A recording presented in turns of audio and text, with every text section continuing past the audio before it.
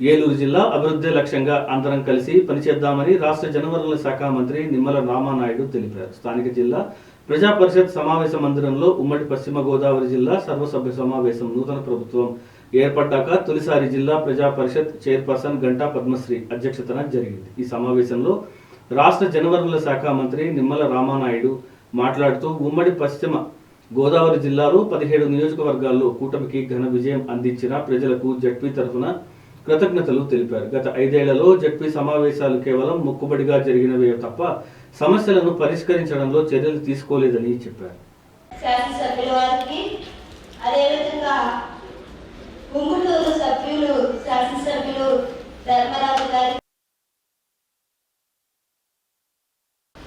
గాంధీజీ గారి కళల కన్నా గ్రామ స్వరాజ్యం సాధికారత చేస్తున్న 1 నుంచి 7 వరకు మొత్తం 7 స్టాండింగ్ కమిటీలు ఉన్నాయి.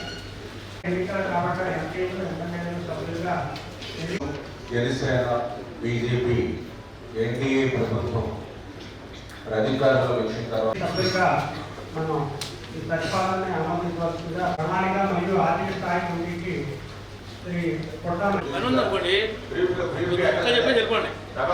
ఐటమ్ రాకపోతే మాకు సబ్జెక్ట్ అంటే తెలిసి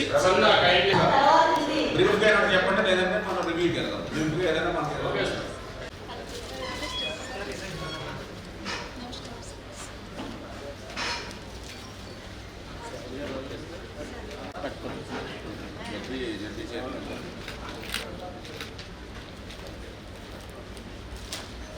అది రైతులు చూసినప్పుడు ర్యాష్ అవ్వలేదు. సో నేను నేను రైతుగా వెళ్ళాను, హాస్పిటల్ విజిట్ చేశాను.